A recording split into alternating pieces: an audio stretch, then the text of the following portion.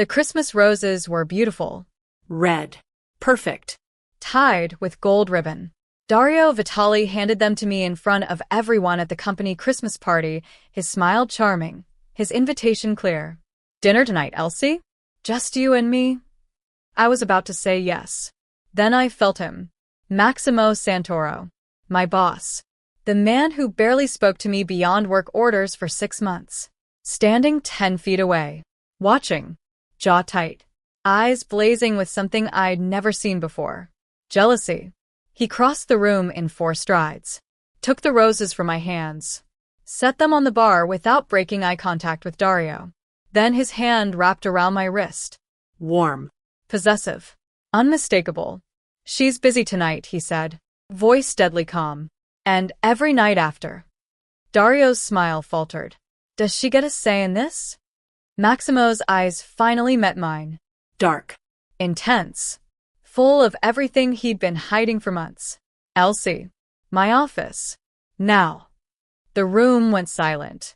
Everyone watched as Maximo Santoro, the untouchable CEO who never mixed business with pleasure, led me through the crowd like I was the only person in the world. That's how accepting Christmas roses from a stranger made my cold, distant boss lose control. And how I discovered that Maximo Santoro had been wanting me all along. Hi everyone, welcome back to the channel. If you're new here, hit that subscribe button.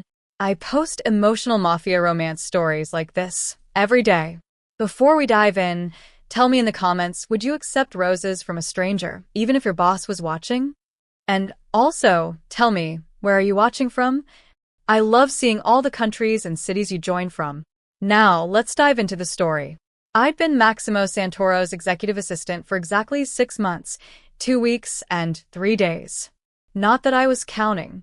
The job was everything I'd dreamed of. Corner office on the 42nd floor of Santoro Enterprises. Salary that let me pay off my student loans and send money to my grandmother. Access to a world of power and luxury I'd only seen in movies. There was just one problem. My boss barely looked at me. Miss Bellamy. His voice crackled through the intercom. My office. Bring the Castellano contracts. Yes, Mr. Santoro. I grabbed the file. Checked my reflection in the window. Professional navy dress. Hair in a neat bun. Minimal makeup. Everything appropriate for a 26-year-old assistant who desperately wanted to be taken seriously. Everything designed to hide the fact that I was hopelessly, inappropriately attracted to my boss. I knocked twice. Entered. Maximo sat behind his massive desk, dark suit perfectly tailored, attention focused on his computer screen. He didn't look up. Leave them here. I set the contracts on his desk. Waited. Nothing. Will there be anything else, Mr. Santoro? No. That's all. Dismissed. Like always. I turned to leave. Wait. I froze. Turned back. He was looking at me now. Really looking. Those dark eyes traveling over my face like he was memorizing details. You changed your perfume. My breath caught. He'd noticed? Yes. Last week. The other bottle ran out. I preferred the first one. Jasmine. Subtle. He looked back at his screen. Order another. Expense it to the company. Then silence. I stood there for 3 heartbeats. Confused. Flustered. Did that mean he'd been paying attention? Or was he just particular about office scents? Miss Bellamy. Was there something else? No. No, sir. I left quickly. Closed the door. Leaned against it in the hallway. 6 months. 6 months of this. Professional distance. Clipped conversations. Nothing personal except for strange moments like that where he revealed he noticed things I didn't think anyone saw. My friend Tessa said I was imagining it. That powerful men like Maximo Santoro didn't notice their assistants beyond efficiency and coffee preferences. But sometimes in elevators, in late meetings, in the seconds before he looked away, I caught something in his eyes. Heat. And then it would disappear. Locked away behind his controlled, professional mask. Elsie. I turned. Dario Vitali approached down the hallway, all charm and easy smiles. He worked for Castellano Imports 3 floors down. We'd met at a company mixer 2 months ago. Hey, Dario. Still slaving away for the Ice King? He gestured toward Maximo's closed door. He's not that bad. He barely speaks, barely smiles. I've never seen him at a company's social event. Dario leaned against the wall. Casual. Comfortable. How do you stand it? He's just focused. Professional. He's cold. Dario's smile softened. Unlike some of us. Speaking of which, you coming to the Christmas party Friday? I have to. It's mandatory. Perfect. Save me a dance. His eyes held mine. Flirty. Direct. Maybe we could grab dinner after? Just the two of us. My heart did nothing. No flutter. No excitement. Not like it did when Maximo's voice came through the intercom. I'll think about it, I said diplomatically. I'll take that as a maybe. Dario pushed off the wall. See you Friday, Elsie. He walked away whistling. I turned back to my desk. Froze. Through the glass wall of Maximo's office, I could see him. Standing. Watching. He'd seen the entire exchange with Dario. Our eyes met across the space. His expression was unreadable, but his hands were clenched at his sides. Then he turned away. Back to his desk. Back to his work. Back to pretending I was just another employee. The rest of the week passed in the usual rhythm. Morning coffee. Black. No sugar. Afternoon meetings. Schedule perfectly coordinated. Evening emails. Answered within minutes. Except something had shifted. Maximo kept finding reasons to call me into his office. Small things. Insignificant tasks that he'd never needed help with before. This contract.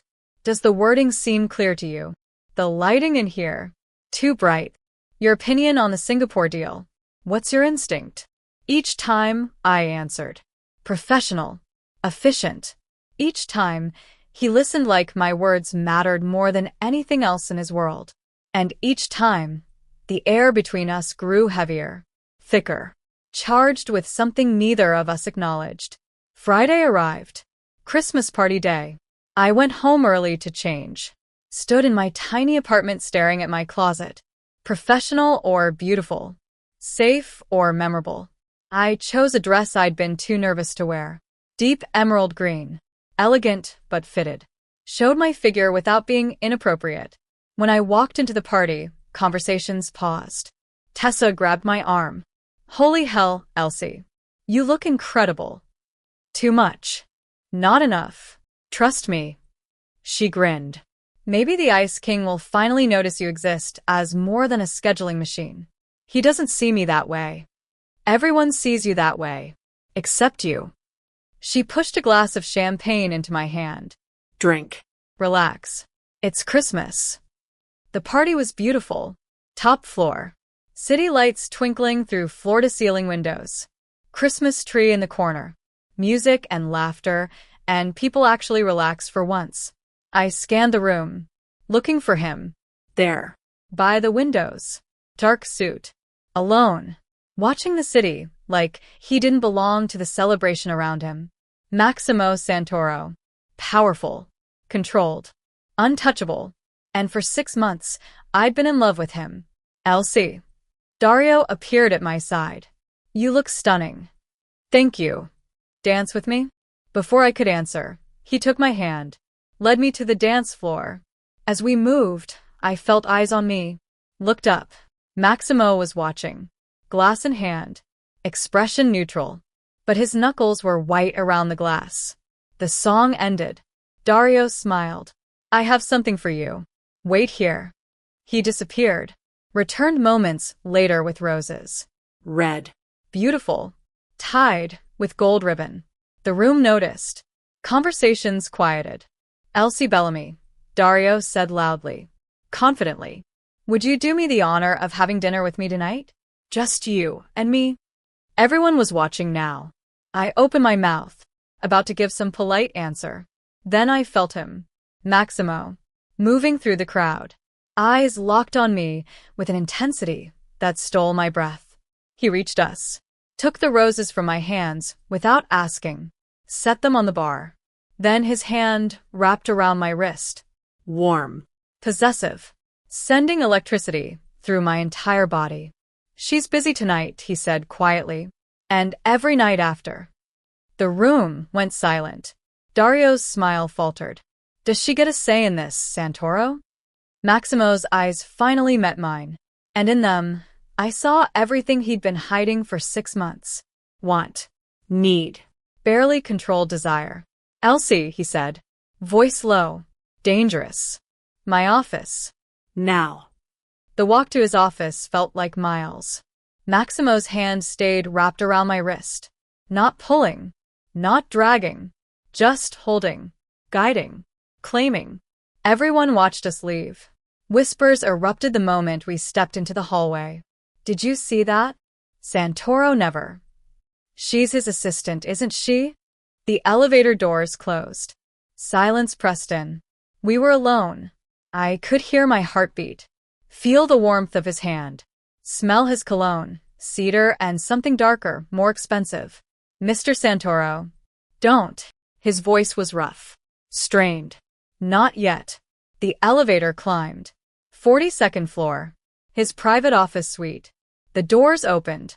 He led me through the dark reception area. Only emergency lighting guided us. Past my desk. Past the conference room. Into his office. Floor-to-ceiling windows overlooking Manhattan. Christmas lights twinkling across the city like fallen stars. His desk. Leather chairs. Everything sleek and modern and cold. Except tonight, it didn't feel cold. Tonight, it felt like standing on the edge of something terrifying and inevitable. He released my wrist, moved to the windows, stood with his back to me. I waited, nervous, Confused. hopeful. 6 months, he said, finally, voice low, Controlled. 6 months, 2 weeks, and 3 days.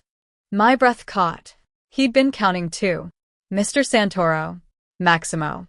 He turned. Eyes finding mine across the darkness. When we're alone, you call me Maximo. Maximo. His name felt foreign on my tongue. Intimate. I don't understand what's happening. Don't you? He moved closer. Slow. Deliberate. Like a predator approaching prey. You really don't know? Know what? That every morning when you walk into this office, I have to force myself not to stare. That every time you lean over my desk to show me a document, I memorize the curve of your neck. That every night when you leave, I want to ask you to stay. He stopped 3 feet away. Close enough to touch. Too far to breathe properly. That for 6 months, I've been fighting the most unprofessional, inappropriate, consuming attraction I've ever experienced. My heart hammered. You barely speak to me. Because if I speak, I'll say things I shouldn't. If I look at you too long, everyone will know. If I let myself feel what I feel, he stopped. Jaw tight. You're my employee, Elsie. There are rules. Boundaries. Lines I swore I'd never cross. Then why did you bring me here? Why did you take those roses from Dario? Because watching another man give you flowers, watching him ask you to dinner, watching you smile at him, his voice cracked. I lost control. For the first time in my entire professional life, I lost control. He stepped closer. Close enough now that I felt his heat. Tell me I'm wrong, he said quietly. Tell me I imagine the way you look at me when you think I'm not paying attention. Tell me I'm alone in this, and I'll apologize. I'll walk away. I'll pretend tonight never happened. I couldn't breathe. Couldn't think. 6 months of wondering, of hoping, of thinking I was invisible to him, and he'd see me the entire time. You're not wrong, I whispered. His eyes darkened. Elsie, you're not alone in this. I've been. I stopped. Too vulnerable. Too honest. You've been what? Falling for you. Every day. Every conversation. Every time you notice small things nobody else sees. Tears stung my eyes. I thought you didn't see me. I thought I was just another assistant. Another employee to replace when I inevitably quit or got fired or... He closed the distance. Hands framing my face. Tilting my head back. I see you, Elsie Bellamy. I see everything. Your kindness. Your intelligence. The way you bite your lip when you're concentrating. The way you hum when you think you're alone. His thumb brushed my cheek. I see you. And it terrifies me. Why? Because I'm not a good man. My business, my world, it's complicated. Dangerous. You deserve someone safe. Someone like Dario Vitali with his roses and charming smiles. His voice dropped. But I'm not noble enough to let you go. Not anymore. I don't want safe, I said. I want you. Something in his controls snapped. He kissed me. Hard. Desperate. 6 months of denial exploding into a single moment. His hands tangled in my hair. My fingers clutched his jacket. We collided like storms meeting. The kiss was nothing gentle. Nothing soft. It was need. Want. Months of tension finally breaking. When we pulled apart, both breathless, his forehead rested against mine. Tell me to stop, he whispered. Tell me this is a mistake. It's not a mistake. Elsie. I don't care about rules. I don't care about professional boundaries. I looked up at him. I care about this. About you. His eyes searched mine, looking for doubt, finding none. If we do this, he said carefully, if we cross this line, everything changes. You won't just be my assistant. You'll be mine. And I'm possessive, Elsie. I'm jealous. I'm not easy. I never wanted easy. His smile was slight, dangerous, beautiful. You're not going to dinner with Dario. No. You're not accepting flowers from anyone but me. Okay. And tonight, his thumb traced my lower lip. Tonight, you're coming home with me. Not for what you're thinking. Just to talk. To figure out what this is. To make sure you understand what you're getting into. And if I'm sure, then tomorrow, the whole company will know you're mine. And there's no going back from that. The weight of his words settled over me. This wasn't just a kiss. Wasn't just attraction. This was Maximo Santoro claiming me. Publicly. Permanently. I'm sure, I said. His kiss this time was softer. Slower. A promise instead of an explosion. When he pulled back, his eyes held mine with an intensity that made my knees weak. Get your coat, he said quietly. We're leaving. What about the party? Let them talk. Let them wonder. He straightened his jacket, fixed his tie, transformed back into the controlled CEO everyone knew. From this moment on, Elsie, you're not just my assistant. You're the woman I've been waiting 6 months to claim. He took my hand, laced our fingers together, led me back through the dark office, into the elevator, down to the lobby. His driver waited outside. Black car, tinted windows. Maximo opened the door for me, helped me inside, slid in beside me. The door closed. The car pulled away from Santoro Enterprises, away from professional boundaries and careful distance, towards something terrifying and beautiful and completely unknown. Where are we going? I asked. His hand found mine in the darkness. Squeezed. Home, Elsie. I'm taking you home. And somehow, the word didn't scare me. It felt like exactly where I was meant to be. Maximo's penthouse was nothing like I expected. I'd imagined cold, modern, sterile perfection like his office. Instead, I stepped into warmth. Exposed brick walls. Leather furniture worn soft with use.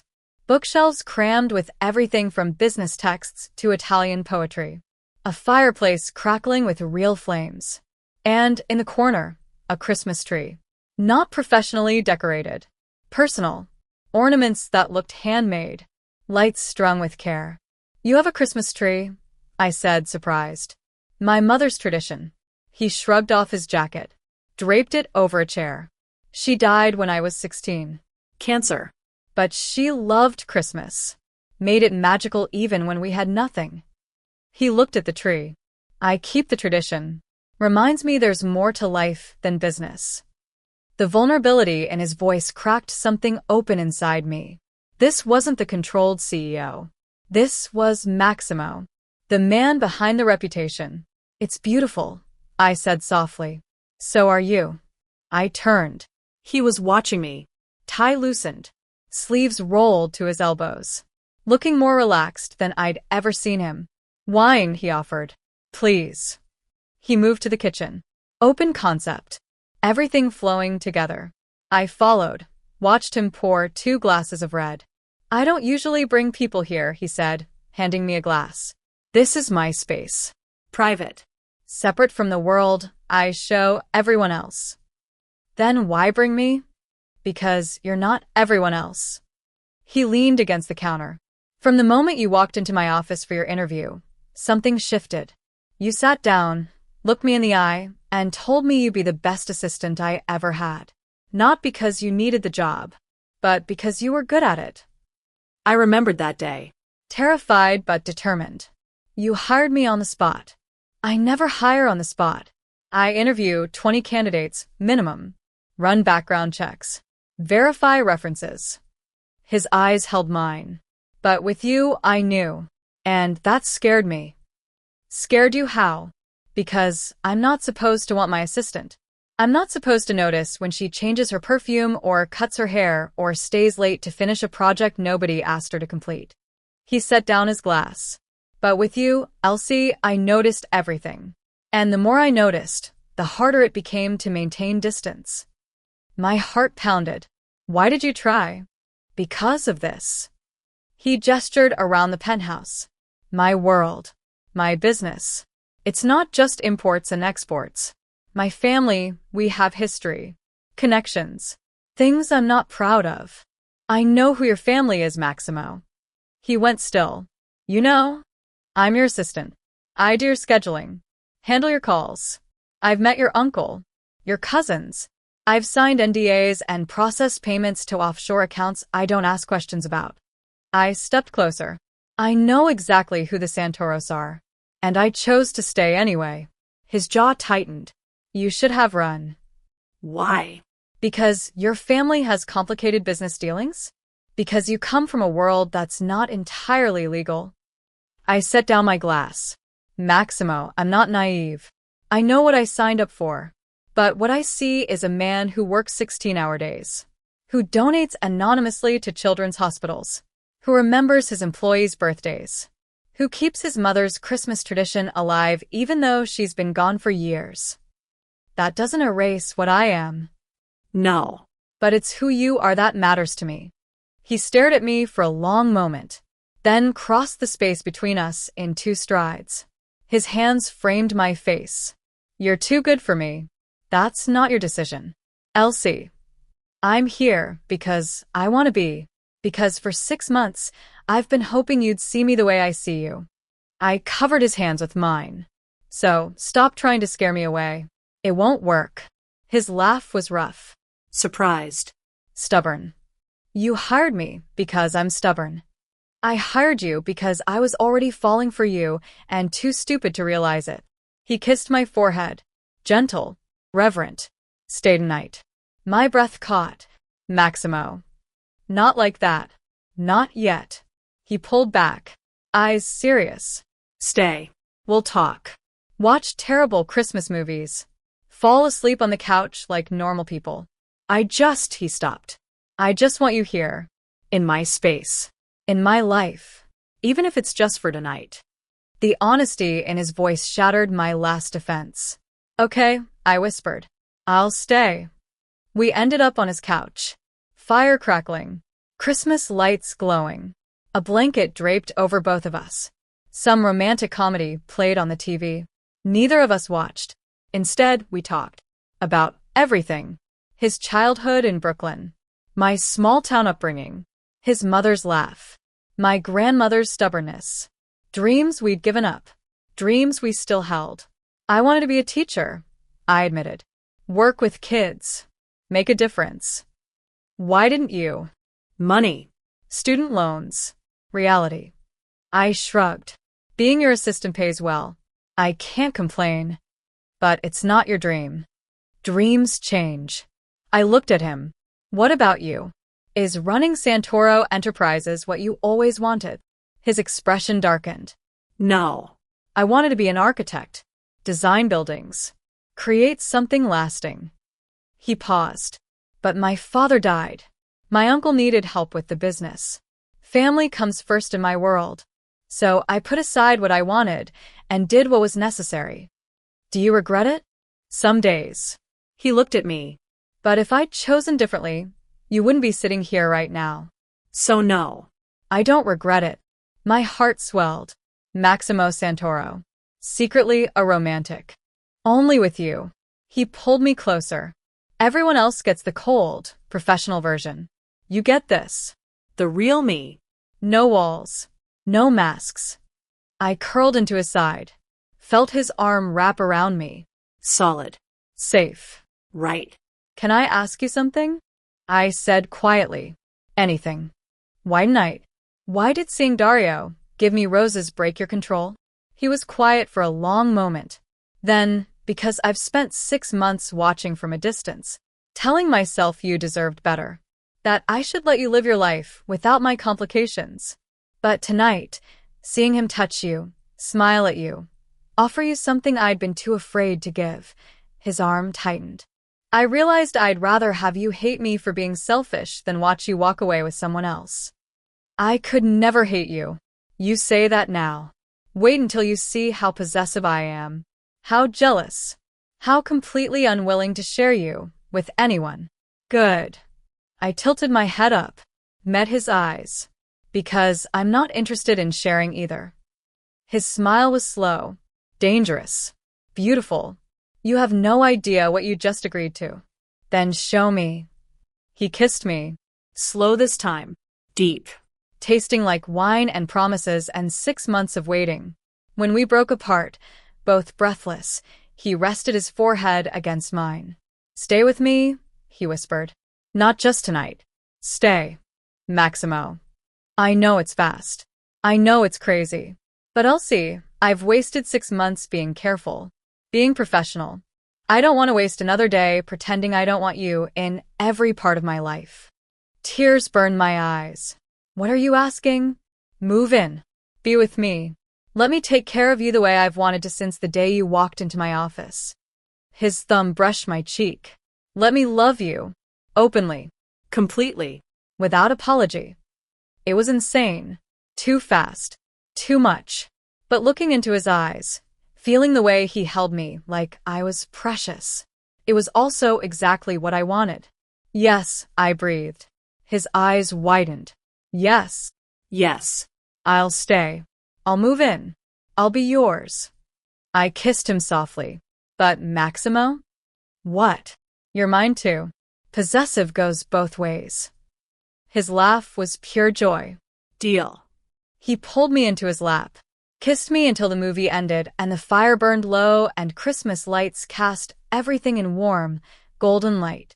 And for the first time in 6 months, I wasn't just his assistant. I was his. Completely. Finally. Perfectly. I woke to sunlight and the smell of coffee. For a moment, I forgot where I was. Then everything rushed back. The party. The roses. Maximo's confession. His penthouse. Falling asleep in his arms on the couch. I sat up. The blanket slid off my shoulders. I was still in my green dress from last night, though someone had removed my shoes and draped a throw over me. Voices drifted from the kitchen. Low. Italian. I stood. Smoothed my dress. Followed the sound. Maximo stood at the stove, phone pressed between his ear and shoulder, speaking rapid Italian while flipping pancakes. He'd changed, dark jeans, white t-shirt, barefoot. His hair was slightly messy. He looked normal. Human. Nothing like the intimidating CEO who ran board meetings with ruthless efficiency. He glanced up. Saw me. His entire expression softened. Ti chiamo dopo, I said into the phone. I'll call you back. He hung up.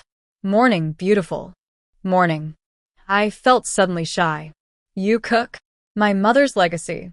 She insisted I learn before he stopped. Smiled instead. Pancakes okay? Or I can make eggs, French toast, whatever you want. Pancakes are perfect. I slid onto a bar stool. Was that your uncle on the phone? My cousin Marco. Calling about last night. He poured batter into the pan. Apparently, our dramatic exit from the Christmas party is the talk of the company. My stomach dropped. Oh God. Everyone knows. Everyone knows I left with my beautiful assistant after telling Dario Vitali to back off. Yes. He flipped a pancake with practiced ease. Is that a problem? I don't know. Is it? I bit my lip. The company has rules about relationships between supervisors and employees. HR will. HR works for me, Elsie. The company is mine. If anyone has an issue with us being together, they can take it up with me directly. He plated pancakes. Set them in front of me. But I won't let this affect your career. If you want to transfer departments, work for someone else, I'll arrange it. You do that. I'd do anything to make you comfortable. He poured coffee. Added cream without asking. He knew how I took it. But selfishly, I want you right where you are. By my side. In every part of my life. My heart swelled. I don't want to transfer. Good. Because I'm not sure I could function without you. He leaned across the counter. Kissed me softly. Eek. Then we're going shopping. Shopping? You need clothes if you're staying here. Toiletries. Whatever you need. His eyes sparkled. Unless you plan to wear that dress all weekend. Which I wouldn't complain about. Heat crept up my neck. I should probably go home. Get my things. Already handled. I sent my driver to your apartment this morning. Your landlord let him in. He packed essentials, clothes, laptop, personal items. Everything's in the guest room. He said it casually. Like commandeering someone's apartment was normal. You did what? Relax. I had your keys. You gave them to me last month when I needed something from your place for that client presentation. He sipped his coffee. And before you get upset, nothing invasive. Just enough for the weekend. If you want more, we'll get it together. I should have been angry. Should have felt violated.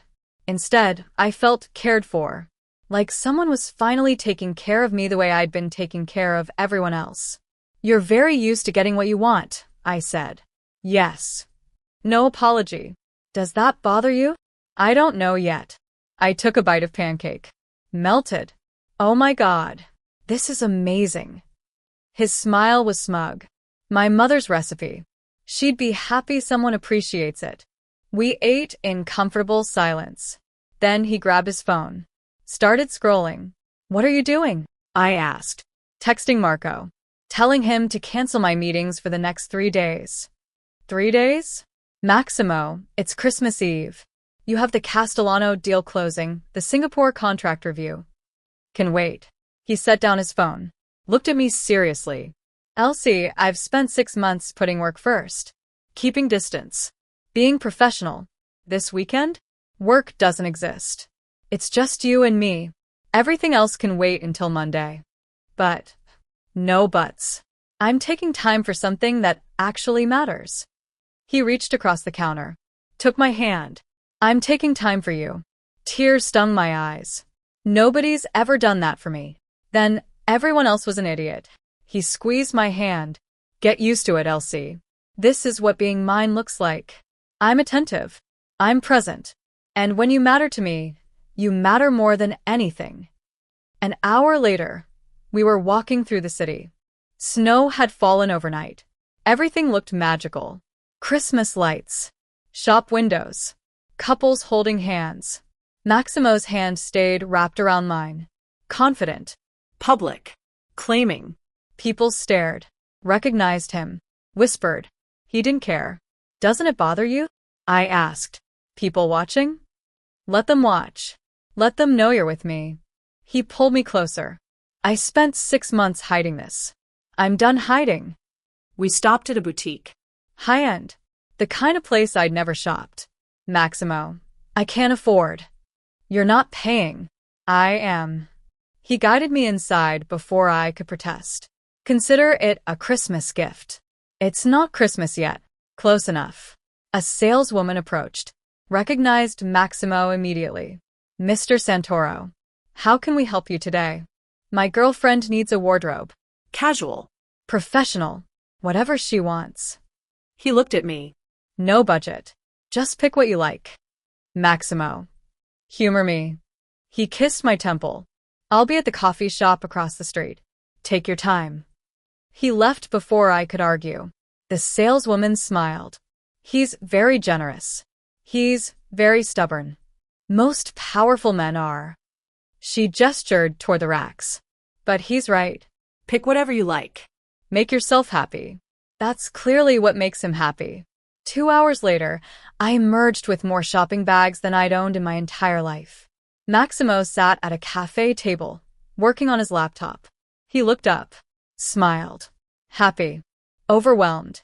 This is too much. It's not enough, but it's a start. He closed his laptop, took the bags. Ready to head home?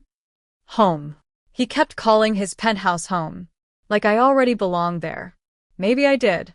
We walked back through the snowy streets, laughing, talking, stopping to look at window displays like tourists. At one point, he pulled me under mistletoe hanging outside a bookstore. Convenient, I said. I planned it. He kissed me. Slow, sweet, public. Merry Christmas, Elsie.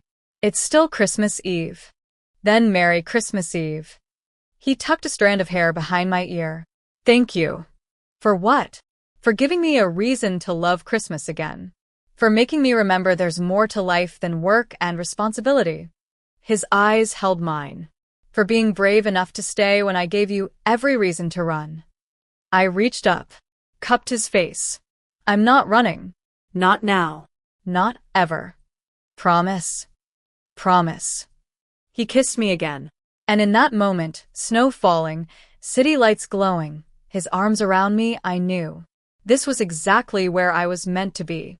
We spent the rest of Christmas Eve wrapped in each other, cooking dinner together, his kitchen filling with laughter and the smell of his mother's marinara recipe. He told stories about growing up in Brooklyn. I shared memories of small-town Ohio Christmases. Every touch lingered. Every glance held weight. The tension between us built slowly, deliberately, deliciously. After dinner, we moved to the couch. Wine. Christmas movie. His arm around me, my head on his chest. I could get used to this, I said softly. You better, because I'm not letting you go. His fingers traced patterns on my shoulder. Elsie. I need you to understand something. He shifted so I could see his face. Serious now.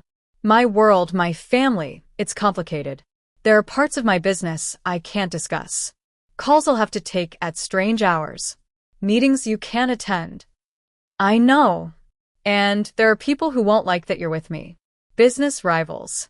Family members who think I should marry within our world. They might say things. Try to drive a wedge between us. Let them try. I sat up, faced him. Maximo, I meant what I said last night. I know who you are. I know where you come from. And I'm choosing you anyway. His jaw tightened. You say that now. I'll say it tomorrow too. And next week. And next year. I took his hand. Unless you're having second thoughts? Never. But I'm giving you an out. One last chance to walk away before this gets too deep. It's already too deep. Has been for months. I leaned closer. So stop trying to protect me from yourself. I'm a grown woman. I make my own choices. And I choose you. Something in his control snapped. He pulled me into his lap. Kissed me hard. Desperate. Hands tangling in my hair. I responded instantly. 6 months of tension. 2 days of building desire. All of it crashing together. His hands slid to my waist. My hips. Pulling me closer. Elsie. He breathed against my lips. If we don't stop now, then don't stop. He groaned. Kissed me deeper. Stood with me wrapped around him. Carried me toward his bedroom. We made it 3 steps. Then his phone rang. He froze. Ignore it, Maximo. It rang again. Insistent. The ringtone he'd set for emergency calls. He swore in Italian. Set me down gently. Grabbed his phone. This better be life or death. His voice was ice. I watched his expression change. Hardness replacing heat. The CEO returning. When? How many? Pause. I'll be there in 20 minutes. He hung up, looked at me, regret flickering in his eyes. I have to go. My heart sank. What's wrong? Problem at one of my warehouses. Fire. No one's hurt, but I need to handle it personally before the authorities start asking questions. He pulled on shoes. grabbed his jacket. I'm sorry. Worst possible timing. It's okay. Go. Handle it. He crossed back to me, cupped my face. I'll be back as soon as I can. 2 hours. 3 maximum. I'll be here. Promise. Promise. I kissed him softly. Be careful. Always. He kissed my forehead. Help yourself to anything. TV, books, whatever you want. Make yourself at home. Then he was gone. The penthouse felt suddenly huge. Empty. I stood in the middle of his living room. Alone. Reality crashing back. This was his life. Emergency calls. Mysterious business. Parts of his world I couldn't access. Could I really handle this? My phone buzzed. I grabbed it. Unknown number. Enjoying playing house with Maximo Santoro?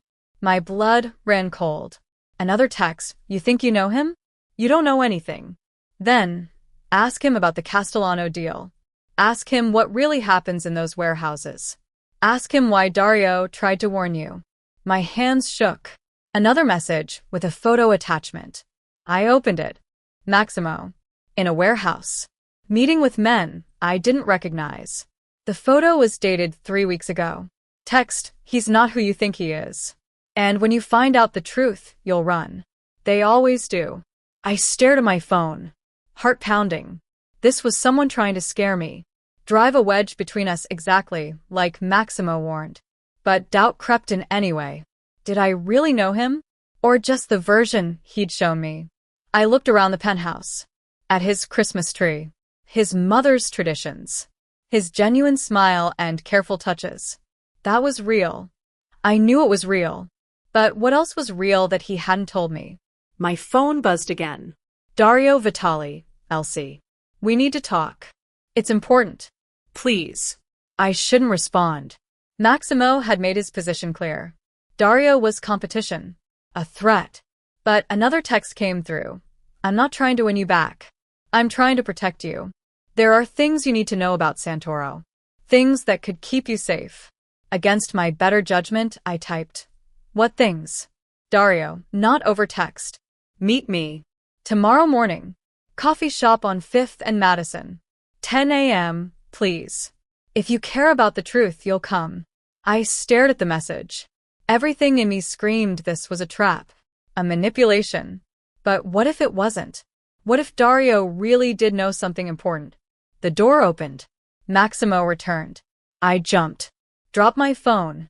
That was fast, I said. False alarm. Small electrical fire. Already contained. My team overreacted. He shrugged off his jacket. Notice my expression. What's wrong? Nothing. Just. I grabbed my phone. Held it behind my back. Missed you. His eyes narrowed. Elsie. What happened while I was gone? Nothing. You're a terrible liar. He crossed to me. Show me your phone. Maximo. Show me. Now. His tone left no room for argument. I handed it over. Watched his face darken as he read the messages. The photos. Dario's invitation. When he looked up, fury blazed in his eyes. You're not meeting him. I wasn't planning to, but you considered it. His voice was dangerously quiet. Someone sends you anonymous threats and photos, and instead of showing me immediately, you hide it. Why? Because I didn't want you to overreact. Overreact. He held up my phone. Someone is threatening you, trying to manipulate you into doubting me. And you think I'm overreacting by wanting to protect you. I can make my own decisions. Not about this. Not when it involves people trying to hurt you to get to me. He ran a hand through his hair, trying to control his anger. Dario works for the Castellanos, my business rivals. He approached you on purpose. The roses were calculated. This meeting invitation is a trap. How do you know that? Because this is my world, Elsie. I know how these games are played. He stepped closer. I told you there were things about my business you couldn't understand. This is one of them.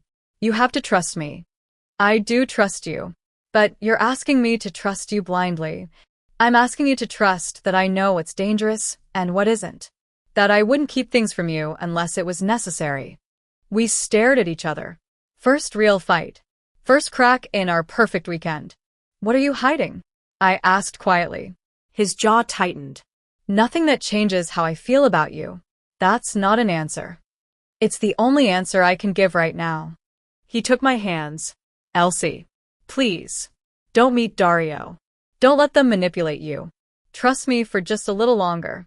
Let me handle this my way. Every instinct screamed different things. Trust him. Demand answers. Run. Stay. Believe. Question. I looked into his eyes.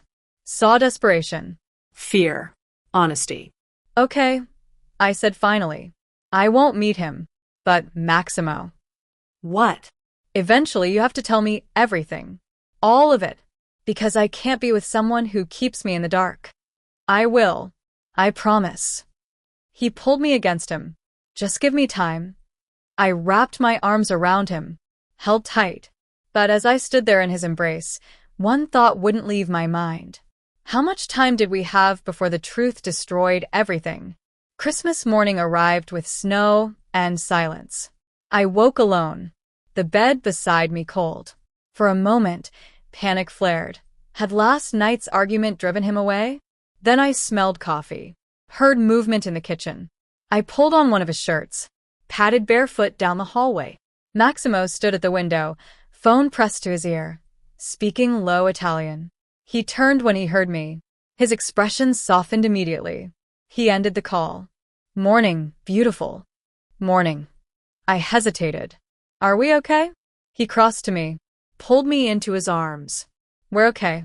I'm sorry about last night. I got protective. Possessive. Probably scared you. A little, I admitted. But I understand why. I meant what I said. I will tell you everything. Soon. He kissed my forehead. But today is Christmas. And I want you to meet my family. My stomach flipped. Your family? Today. My uncle's house. Annual Christmas dinner. Everyone will be there. He pulled back. Study my face. Unless you're not ready? This is fast. Meeting your family. We've only been together 2 days. Elsie, I've wanted you for 6 months. To me, this isn't fast. This is overdue. His hands framed my face. But if you're not comfortable, I'll make an excuse. We'll stay here. Just us. I thought about his mother's traditions, about the way his face lit up talking about his family, about how important this clearly was to him. What time should I be ready? His smile was brilliant. 3 hours. And Elsie? Yeah, they're going to love you. The Santoro family home was in Brooklyn. Massive brownstone. Cars lining the street. Laughter and music spilling from open windows despite the cold. Maximo's hand tightened around mine as we climbed the steps. Remember, they're loud. They'll ask invasive questions. My grandmother will probably try to feed you until you burst. He looked nervous. Actually nervous. But they mean well. Maximo Santoro. Are you worried about me meeting your family? Terrified. You're important to me. I need them to see that. To respect it. Before I could respond, the door flew open. A woman in her 60s appeared. Dark hair streaked with silver. Warm eyes. She looked at me, then at our joined hands, then broke into the biggest smile. Finally. She pulled me into a hug before I could react. You must be Elsie. Come in. Maximo, why didn't you tell us you were bringing someone? I would have prepared more food. Zia Rosa, you prepared enough food for 50 people, Maximo said dryly. That's not the point. She kept her arm around me, pulled me inside. Come meet everyone. The house was chaos. Beautiful, warm chaos. Children running. Adults talking over each other. Food covering every surface. A Christmas tree so big it nearly touched the ceiling. Conversation stopped when we entered. An older man stood from the head of the table. Maximo's uncle. I recognized him from office visits. So, my nephew finally brings a woman to Christmas. His voice was gruff. Assessing. This must be serious. It is, Maximo said firmly. His arm wrapped around my waist. Protective. Uncle Sal, This is Elsie Bellamy. My girlfriend. The word sent warmth through me. Girlfriend. Official. Real. Sal studied me for a long moment, then nodded. Welcome to the family, Elsie. Just like that, the room erupted. Introductions. Questions. Cousins hugging me like I'd always been there. Someone thrust a glass of wine into my hand. Zia Rosa dragged me toward the kitchen to help, which really meant interrogate me while cooking. Maximo tried to follow. His uncle stopped him. Let the women talk. Come. We need to discuss the warehouse situation. Maximo hesitated. Looked at me. I nodded. He squeezed my hand once, then followed his uncle. The kitchen was organized chaos. 3 women worked in perfect synchronization. Zia Rosa introduced them as Maximo's cousins, Sophia, Isabella, and Maria. So, Sophia said, slicing bread. How long have you been seeing our cousin? Officially? 2 days. But I've worked for him for 6 months. The assistant. Isabella grinned. We heard about the Christmas party. Very dramatic. My cheeks heated. It wasn't planned. The best things never are. Maria handed me vegetables to chop. Maximo's never brought anyone to family Christmas. You must be special. Or he's finally pulled his head out of his business and realized he needs a life, Sophia added. Either way, we approve. You barely know me. We know enough. You make him smile. Actually smile. Not the fake one he uses in business. Zia Rosa stirred sauce. And you're here, meeting us. That means he's serious. Does he bring women around often? Never. Maria's expression sobered. Maximo's had relationships. But he always kept them separate. Work separate. Family separate. Personal separate. Like compartments. But with you, Isabella continued, he's blending everything. That scares him. But it also means you matter more than anyone else ever has. The weight of their words settled over me. Before I could respond, a tiny elderly woman shuffled into the kitchen. Had to be 90. Sharp eyes. Knowing smile. Nana. All 3 cousins rushed to help her. She waved them off. Looked directly at me. You're the girl who's got my Maximo all turned around. Yes, ma'am. I'm Elsie. She moved closer. Studied me with an intensity that should have been uncomfortable, but somehow wasn't. You love him? The question caught me off guard. We just started. That's not what I asked. Do you love him? I thought about 6 months of stolen glances. 2 days of truth. The way he looked at me like I was his entire world. Yes, I whispered. I think I do. Nana smiled. Good. He needs someone who sees past the walls. Past the business. Past the reputation. She patted my cheek. You'll be good for him. And he'll be good for you. I see these things. She shuffled away before I could respond. The cousins grinned at me. Nana's never wrong, Sophia said. If she approves, your family. Dinner was loud, chaotic, and perfect. Maximo kept me close. Hand on my knee under the table. Introducing me to relatives. Including me in conversations. Stories flew around the table. Embarrassing childhood memories. Business successes. Family gossip. I watched him here. In his element. Surrounded by people who loved him fiercely. This was the world he came from. Loud. Loyal. Protective. And they were welcoming me into it. After dinner, Maximo pulled me aside. Led me to a quiet study. Surviving, he asked. Barely. Your family is intense. That's putting it mildly. He wrapped his arms around me. But they love you. I can tell. How? Because my uncle didn't threaten you. My cousins didn't interrogate you too harshly. And Nana gave you her approval. That's basically a miracle. I laughed, relaxed into his embrace. Thank you, I said softly. For what? For sharing this with me. For letting me in. I looked up at him. I know it wasn't easy. It was the easiest thing I've ever done. He kissed me gently. Merry Christmas, Elsie. Merry Christmas, Maximo. The study door burst open. His cousin Marco appeared. Sorry to interrupt the moment, But we have a problem. Maximo's expression hardened. What kind of problem? Dario Vitali. He's outside, asking to speak with Elsie. My blood ran cold. Maximo's arms tightened around me. Tell him to leave. I tried. He says it's urgent. Says Elsie needs to hear what he has to say before it's too late. Maximo looked at me. You don't have to do this. But curiosity burned. What could be so urgent that Dario would show up at a family Christmas? Let me talk to him, I said. Just for a minute.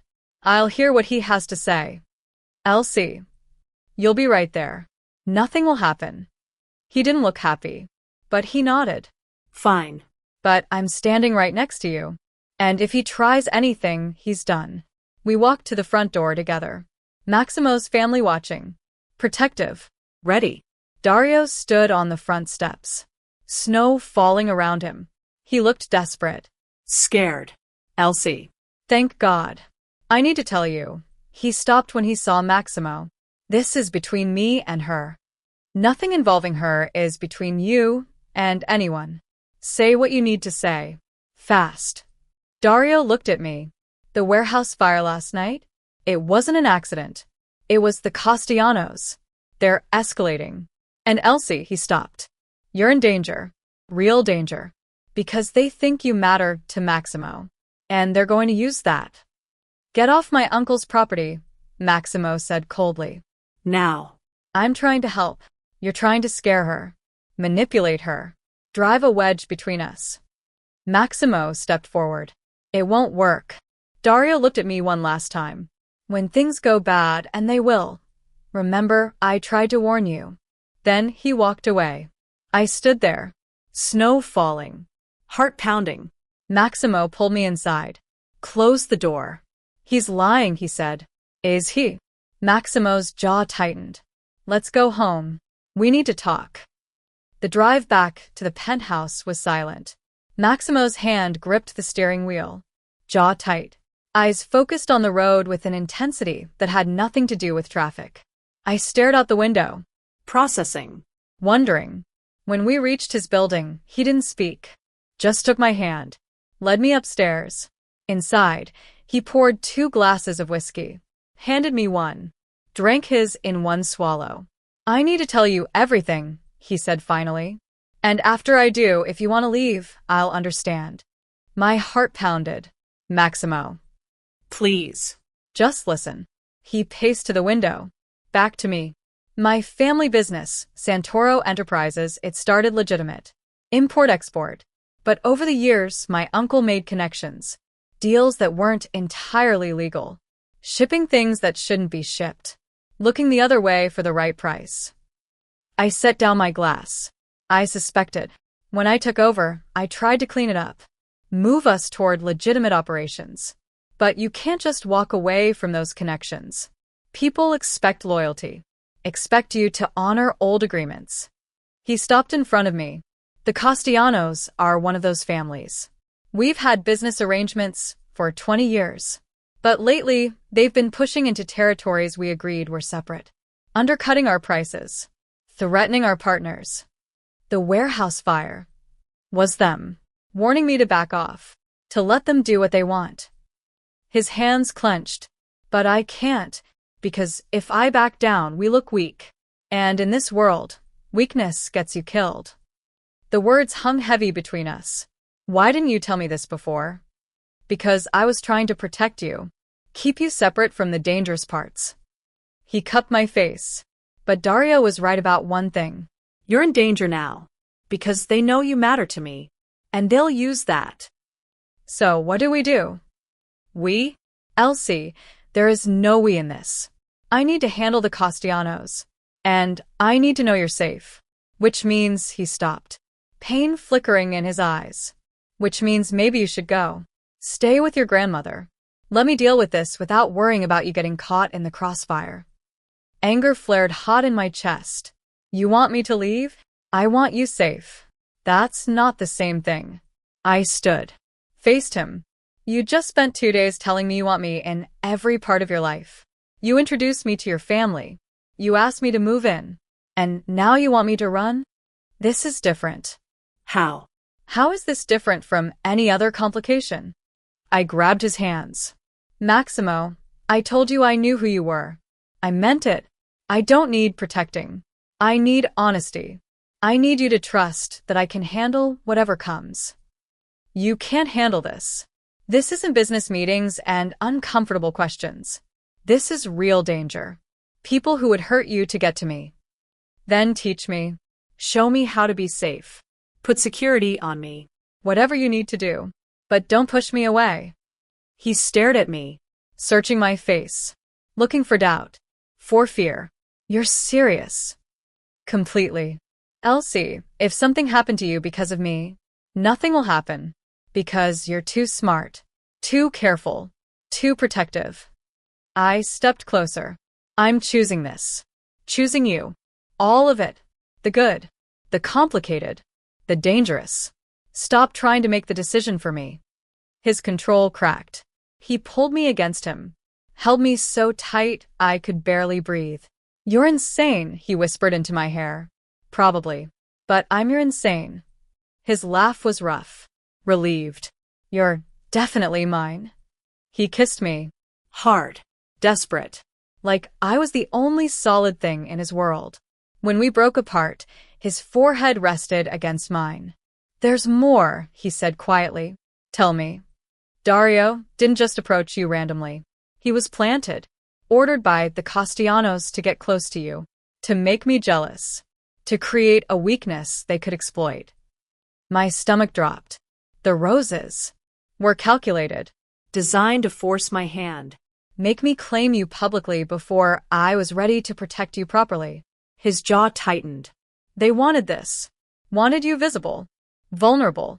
Wanted to see how far I'd go to keep you safe. And how far will you go? He pulled back, eyes holding mine. Dark. Absolute. Terrifying in their honesty. There is nothing I wouldn't do. No line I wouldn't cross. No deal I wouldn't break. His thumb traced my cheek. You're the most important thing in my world now, Elsie. And anyone who threatens you will learn exactly what that means. The possessiveness should have scared me. Instead, it made me feel safer than I'd ever felt. So, what's the plan? I asked. The plan is I meet with the Castellanos. Make it clear that you're off limits. That any move against you is a move against my entire family. And I negotiate terms that keep everyone safe. When? Tomorrow. They've already requested a meeting. Tomorrow. So soon. Can I come with you? Absolutely not. Maximo. Elsie, please. This is not negotiable. You stay here. Safe. With my security team. While I handle this like I should have handled it weeks ago. The firmness in his voice left no room for argument. Fine. But you come back to me. In one piece. No heroics. Deal. He kissed me softly. And after this is settled, after the Castellanos back off, I'm taking you away. Somewhere warm. Private. Where it's just us and no business and no threats. Sounds perfect. It will be. I promise. He pulled out his phone.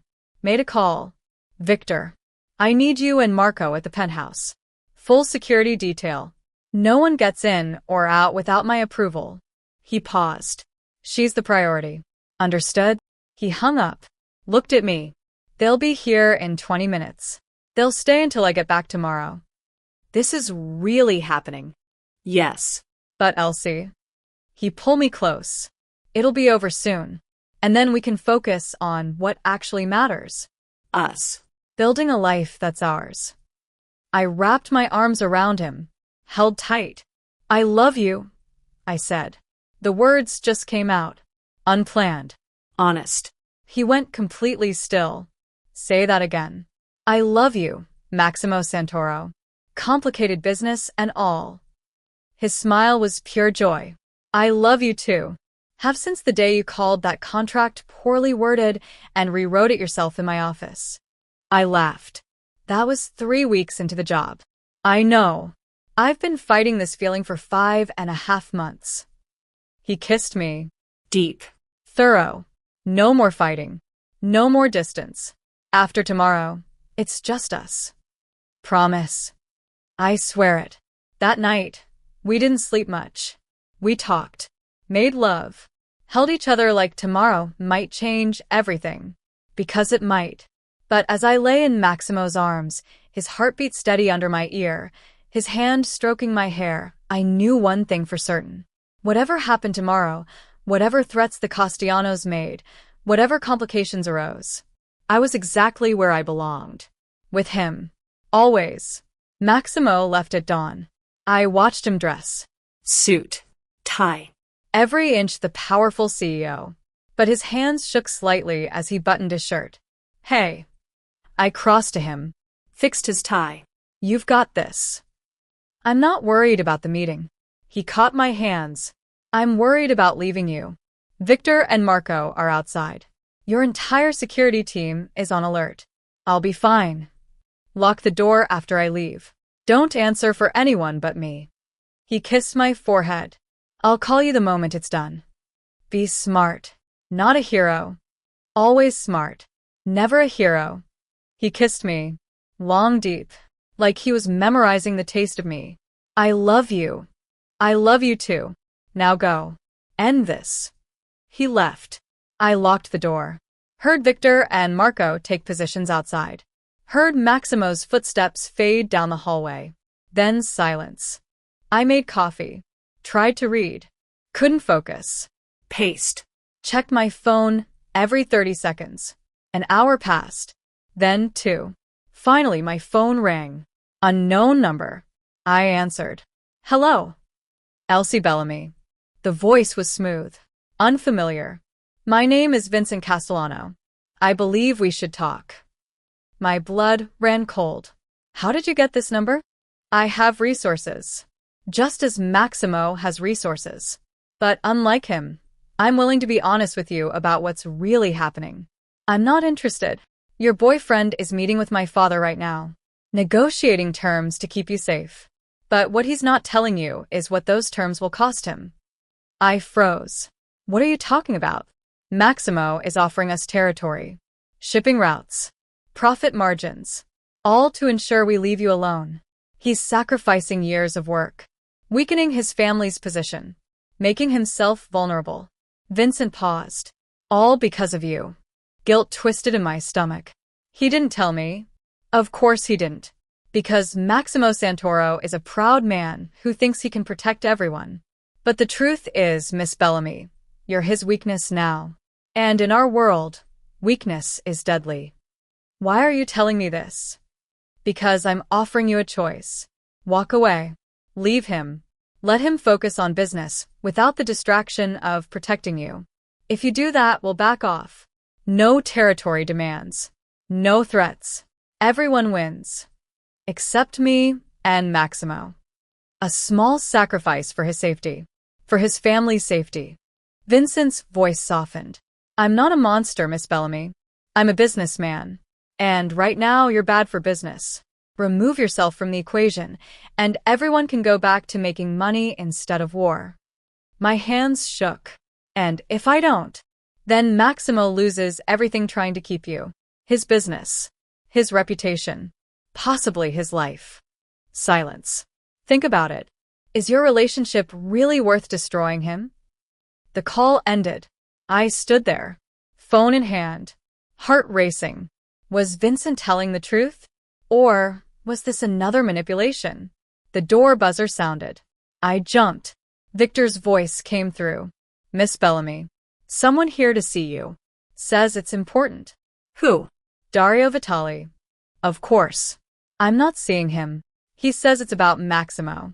Says there's something you need to know before the meeting ends. Against every instinct, I said, send him up. But stay close. Always. 2 minutes later, Dario stood in the penthouse. He looked rough. Tired. Desperate. You shouldn't be here, I said. I know. But I couldn't let this happen without trying one more time. He stepped closer. Elsie, Maximo is walking into a trap. The meeting, it's not about negotiation. It's about leverage. What are you talking about? The Castellanos don't just want territory. They want Maximo out. Completely out. And they're using you to make it happen. He pulled out his phone. Showed me photos. That meeting he's at right now, it's being recorded. Every word, every offer. They're going to use it to expose him.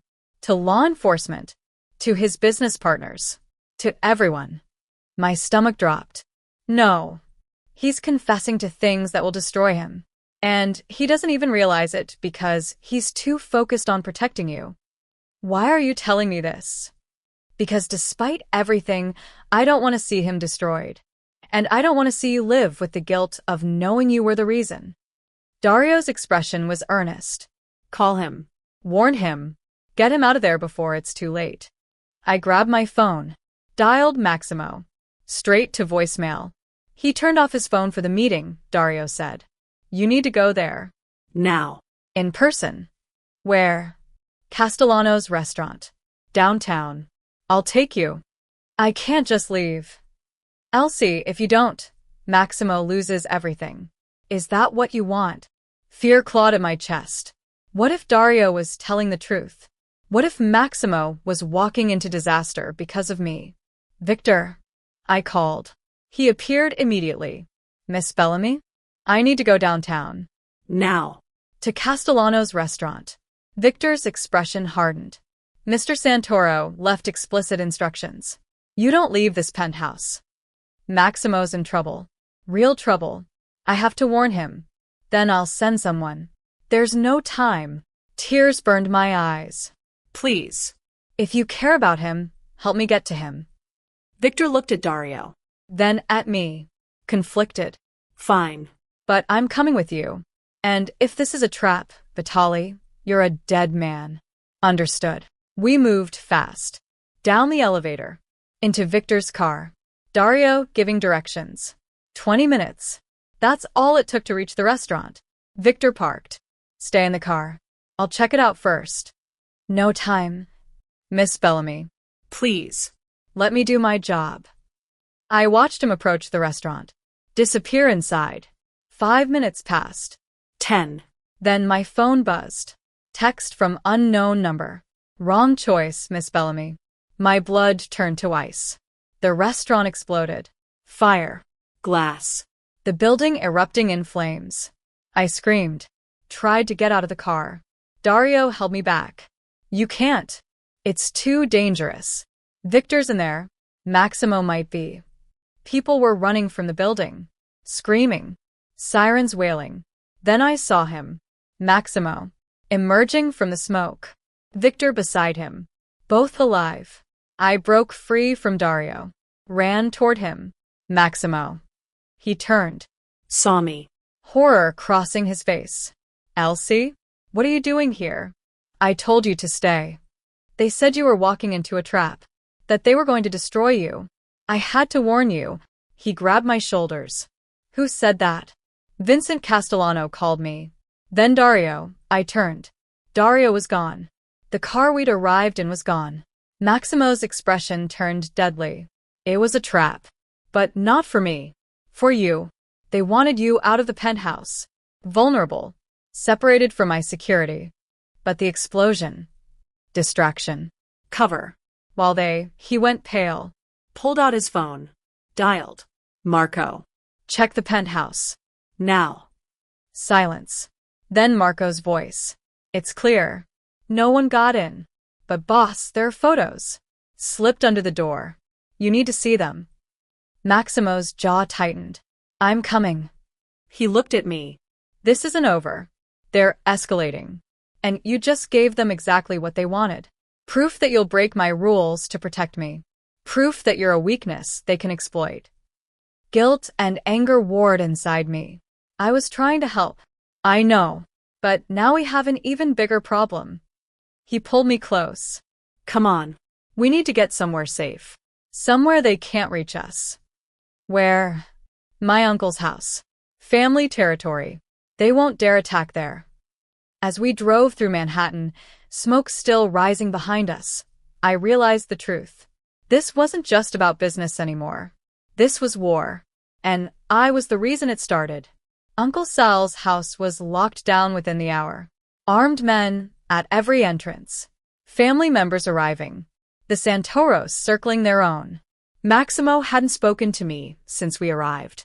He disappeared into the study with his uncle and cousins, leaving me in the living room with Zia Rosa and Nana. "He's not angry with you," Nana said quietly. "He should be. I put him in danger. I broke his rules. You protected the man you love. There's no shame in that." She patted my hand. "But now he must choose. Business or heart. Safety or love. It's a choice every Santoro man must make eventually." Before I could respond, the study door opened. Maximo emerged, face hard, eyes exhausted. "Elsie, come here." I stood, followed him to the study. Inside, Uncle Sal sat behind his desk. Marco and the other cousins lined the walls. Everyone looked grim. "Sit," Maximo said. I sat. He paced. "The Castellanos made their position clear. They want me out of the business. They're willing to use you to make that happen. Kidnapping. Blackmail. Whatever it takes." My heart sank. "Maximo, let me finish." He stopped. Looked at me. "My uncle thinks the smart move is to send you away. Witness protection. New identity.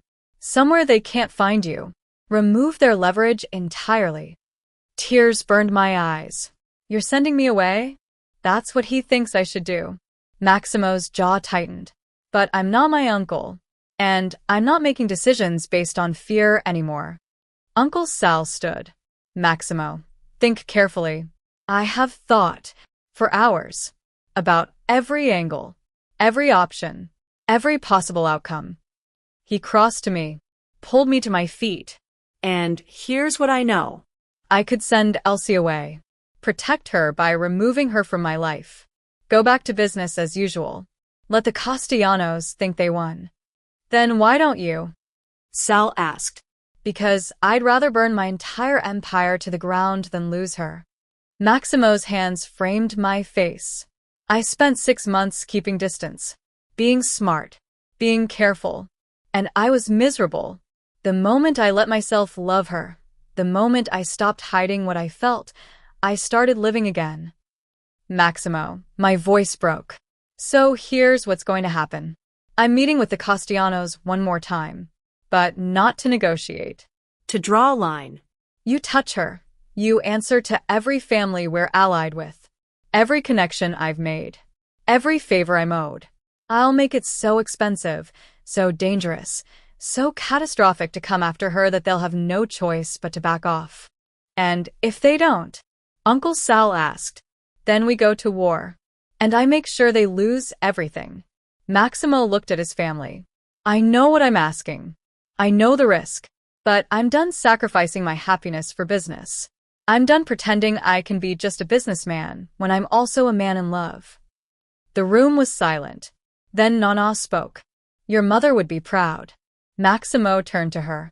"Nana, she always said you were too much like your father. All business, all strategy, no room for joy." The old woman stood, crossed to him. "But today, you choose love. You choose life. That makes you more than your father ever was." Tears shone in Maximo's eyes. Uncle Sal sighed heavily. "You're sure about this?" "More sure than I've ever been about anything." "Then you have family support. We stand with you. All of us." Sal looked at me. "Welcome to the family, Elsie. Officially this time." The meeting with the Castellanos happened the next day. Neutral ground. Lawyers present. Everything recorded. Legal. I wasn't there. But Maximo called me the moment it was over. "It's done," he said, voice rough with exhaustion. "They backed off. Agreed to stay away from you. From us." Relief flooded through me.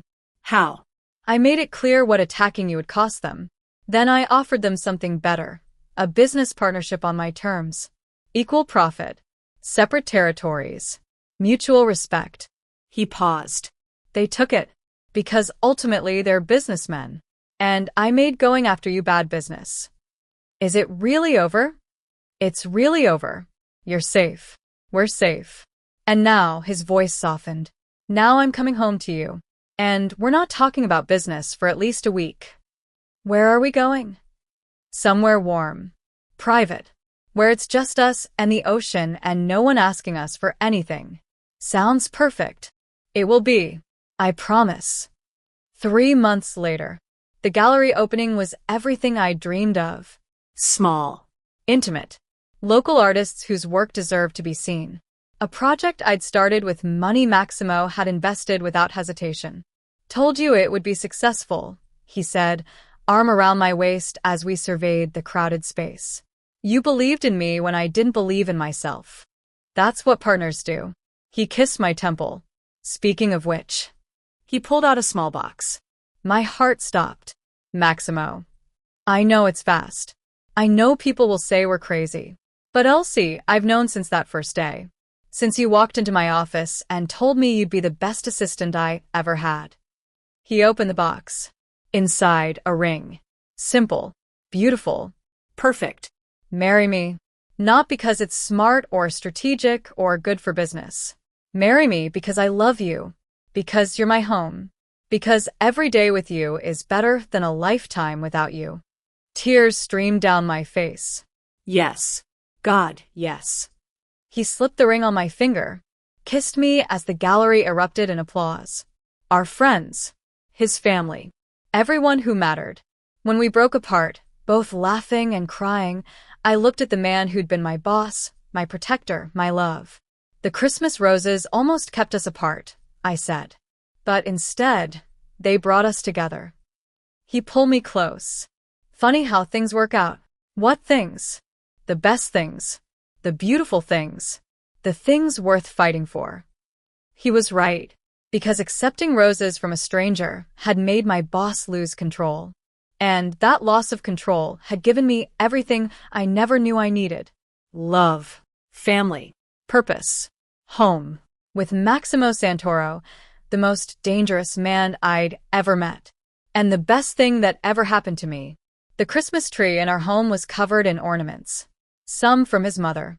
Some from my grandmother. New ones we'd collected together.